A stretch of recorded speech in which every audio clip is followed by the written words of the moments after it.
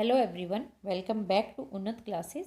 ये हम DSSB TGT social science का previous year question paper solve कर रहे हैं।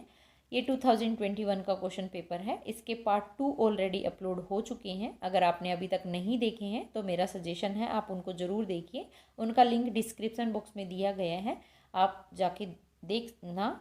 और साथ में ही हमने इंडियन नेशनल मूवमेंट से संबंधित इम्पोर्टेंट क्वेश्चंस की एक सीरीज़ भी स्टार्ट की है। आपने वो भी नहीं देखे हैं तो उनका भी लिंक डिस्क्रिप्शन बॉक्स में दिया गया है, आप उनको भी जाके चेकआउट कर सकते हैं। तो चलिए वीडियो स्टार्ट करते हैं। आज का उस वीडियो में हमने दोनों वीडियो में 30 क्वेश्चन हम कवर कर चुके हैं। आज से हम 31 क्वेश्चन नंबर है। कर्क रेखा पर सूर्य की किरणें किस दिन लंबवत पड़ती हैं? 23 जनवरी को, 22 दिसंबर को, 21 जून या 22 सितंबर को। तो कर्क रेखा पर सूर्य की किरणें 21 जून को लंबवत पड़ती हैं। 21 जून को वर्ष का सबसे बड़ा दिन होता है और सबसे छोटी रात होती है, जिसे हम कर्क संक्रांति के नाम से जानते हैं। कर्क संक्रांति जिसे हम कहते हैं। 21 जून को दक्षिणी गोलार्ध का सबसे छोटा दिन होता है और उत्तरी गोलार्ध का सबसे बड़ा दिन और सबसे अधिक गर्म दिन भी कौन सा होता है? 21 जून का। कर्क रेखा भारत के 8 राज्यों से होकर गुजरती है और वो 8 राज्य आप कमेंट बॉक्स में लिखकर बताएंगे कि कौन कौन से हैं। 21 मार्च और 23 सितंबर को विषुवत रेखा पर सूर्य की किरणें लंबवत पड़ती हैं। विषुवत रेखा पर वर्ष में 2 बार सूर्य की किरणें लंबवत पड़ती हैं। कब कब? 21 मार्च और 23 सितंबर को। और मकर रेखा पर सूर्य की किरणें 22 दिसंबर को लंबवत पड़ती हैं। नेक्स्ट क्वेश्चन है, पृथ्वी की नाइफ परत किससे बनी है? लोहा एवं टिन से, सिलिकॉन और आयरन से, निकिल एवं आयरन से या फिर सोडियम एवं सिलेनियम से। तो पृथ्वी की नाइफ परत बनी है निकिल और आयरन से। पृथ्वी की आंतरिक परत को 3 भागों में विभाजित किया गया है। आंतरिक संरचना को भूपटल, मेंटल और कोर। भूपटल को 2 परतों से मिलकर निर्मित हुई है, जिसमें बाह्य परत अवसादी पदार्थ से बनी है, जो कि सिलिका और एल्यूमिनियम से बनी है, जिसे हम सियाल कहते हैं। और निचली परत है वो विशाल चट्टानों से निर्मित होती है। यह सिलिका और मैग्नीशियम से बनी है, इसलिए इसे सीमा कहा गया है। और तीसरी परत है जो कि कोर कहलाती है। बाह्य कोर, आउटर कोर द्रव के रूप में तथा आंतरिक कोर यानी इनर कोर निकिल और आयरन के रूप मिलकर बनी है, जिसे हम नाइफ कहते हैं। तो ये पृथ्वी की आंतरिक परत संरचना की 3 परतें हैं, भूपटल, मेंटल और कोर। और ये तीनों किस किस से मिलकर बनी है? तो भूपटल मिलकर बनी है, जिसे हम सियाल कहते हैं, मेंटल सीमा और कोर निफे। सियाल, सीमा और निफे। नेक्स्ट क्वेश्चन है, ओशांक तापमान में व्यक्त किया जाता है, किस में व्यक्त किया जाता है? सेल्सियस में या फ़ारेनहाइट में? तो ओशांक तापमान को सेल्सियस में भी व्यक्त करते हैं, मेज़र करते हैं, और फ़ारेनहाइट में भी। Option number A is the right answer. ओशांक तापमान को सेल्सियस और फ़ारेनहाइट दोनों में ही व्यक्त किया जाता है। ओशांक वातावरण की उस अवस्था को कहते हैं जब तापमान बिंदु को या उस तापमान बिंदु को कहा जाता है जिस पर ओस आसमान में जमती है और नीचे गिरती है।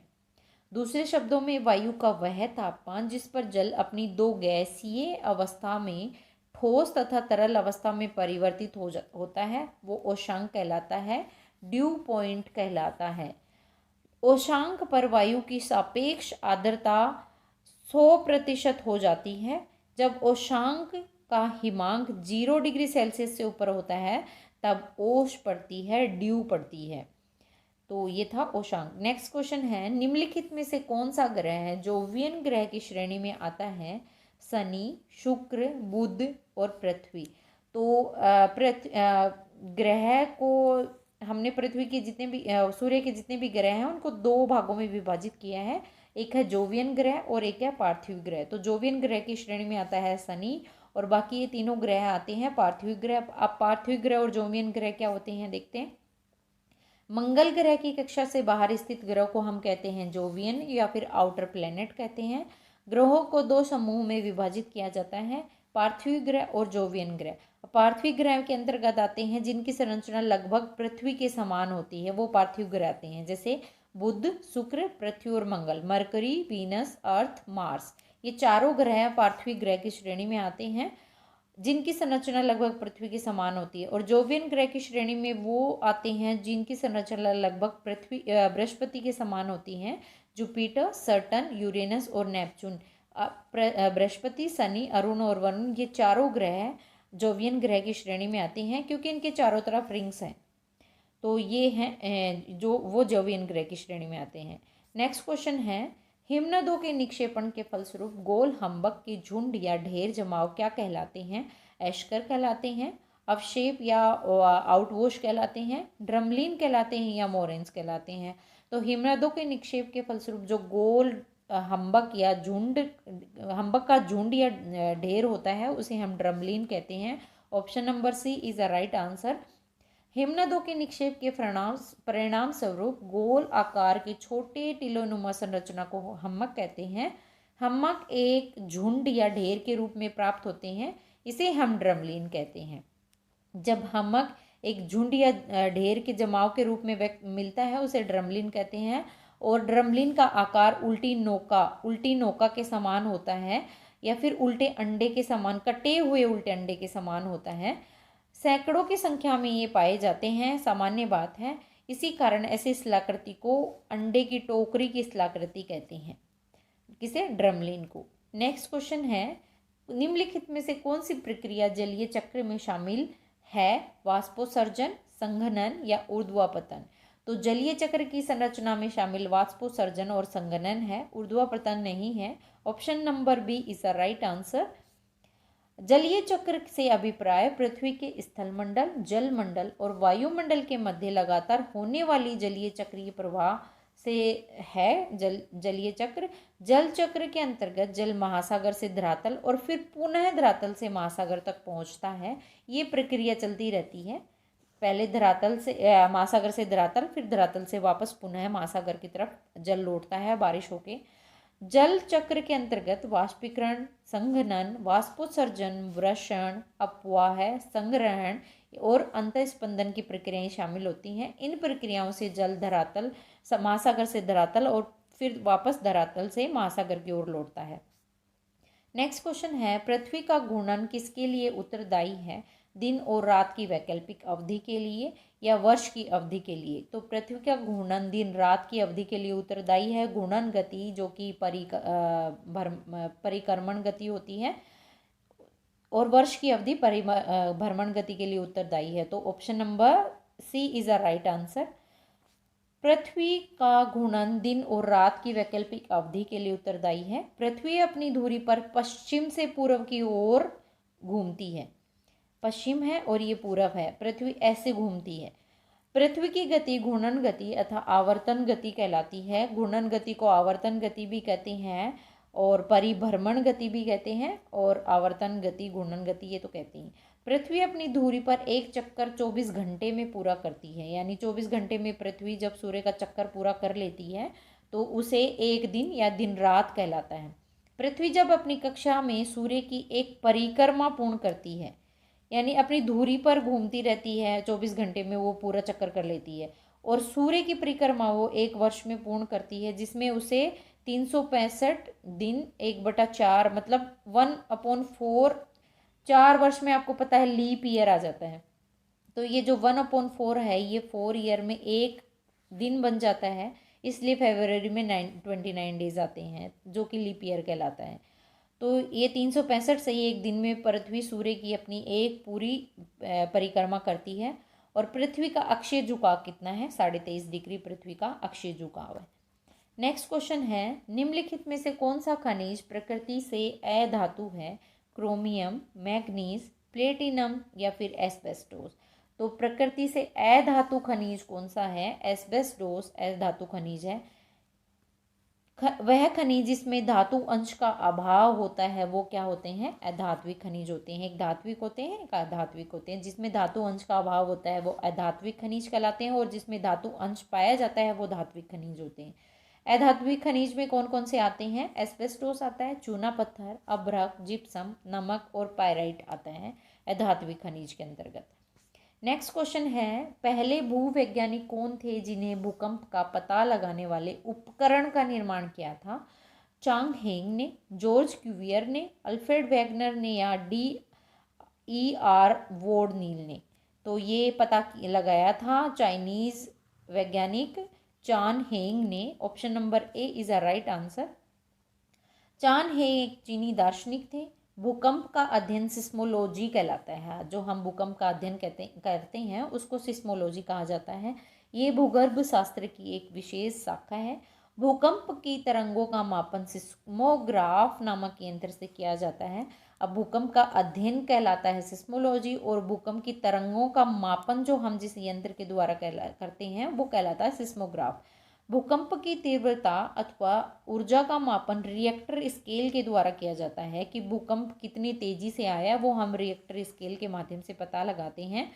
अब रिएक्टर स्केल का आविष्कार किसने किया था? ये किया था अमेरिकी वैज्ञानिक चार्ल्स रिएक्टर के द्वारा और स्केल का आविष्कार किया गया था।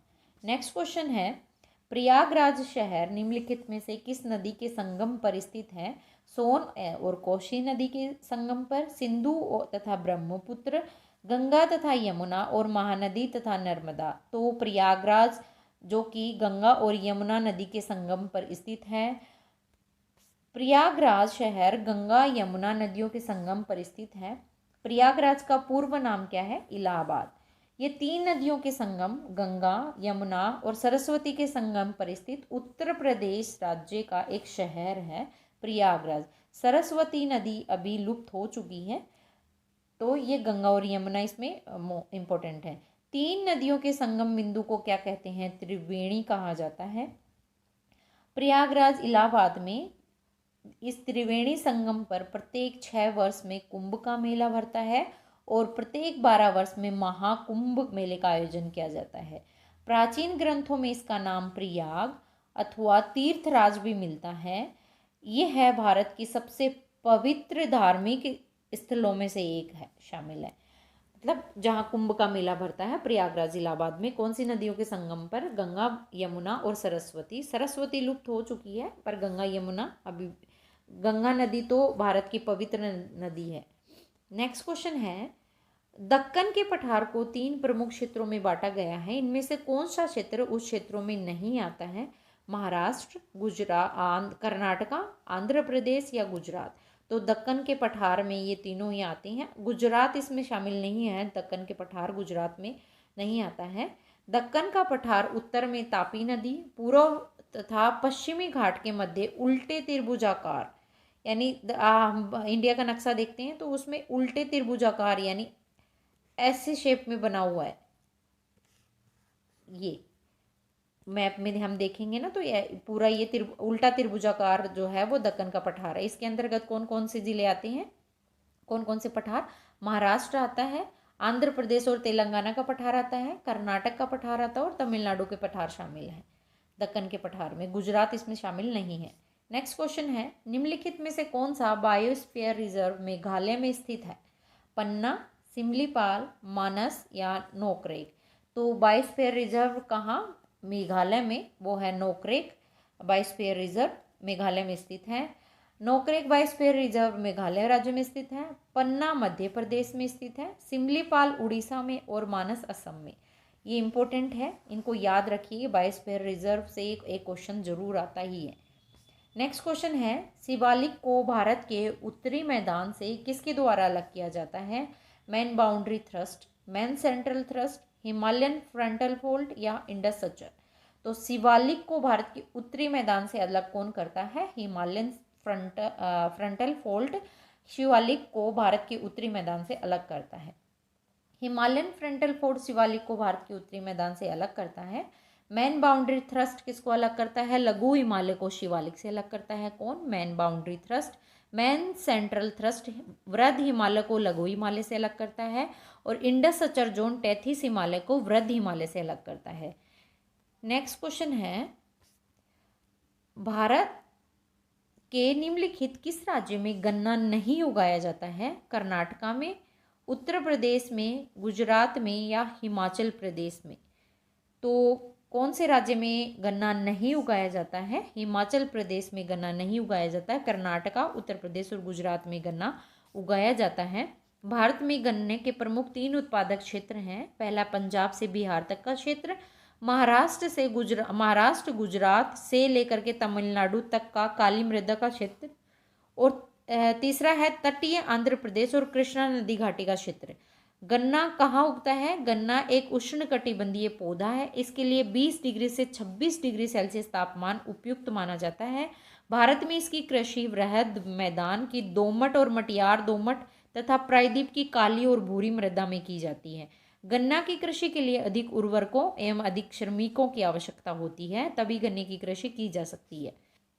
नेक्स्ट क्वेश्चन है, गंगोत्री ग्लेशियर भारत के किस राज्य या केंद्र शासित प्रदेश में स्थित है? जम्मू कश्मीर में, उत्तराखंड में, लद्दाख में या हिमाचल प्रदेश में? तो गंगोत्री ग्लेशियर भारत के उत्तराखंड राज्य में स्थित है। अब गंगोत्री ग्लेशियर से भारत के उत्तराखंड राज्य में स्थित है। गंगोत्री ग्लेशियर उत्तराखंड के उत्तरकाशी जिले में स्थित है। ये हिमालय का सबसे बड़ा ग्लेशियर है गंगोत्री ग्लेशियर। इससे गंगा नदी, जिसे सदा नीरा के नाम से जाना जाता है, जो सदा बहती रहती है, गंगा नदी सबसे पवित्र नदी के नाम से, उसके जल का स्रोत का है गंगोत्री ग्लेशियर से ही गंगा नदी का उद्गम स्थल है। गंगोत्री ग्लेशियर मेरू, शिवलिंग एवं थाल सागर चोटियों से घिरा हुआ है। गंगोत्री ग्लेशियर के अंतिम छोर को गोमुख के नाम से जानते हैं। अंतिम छोर जहाँ है वो गोमुख कहलाता है। तो ये थे हमारे आज के 45 क्वेश्चन, यानी 15 क्वेश्चन आज की वीडियो में हमने डिस्कस किए हैं। आगे आने वाली वीडियोज़ में हम और भी क्वेश्चंस को लेंगे। आई होप आपको ये वीडियो पसंद आ रहा होगा, तो प्लीज़ इसे लाइक कीजिए, शेयर कीजिए, कमेंट कीजिए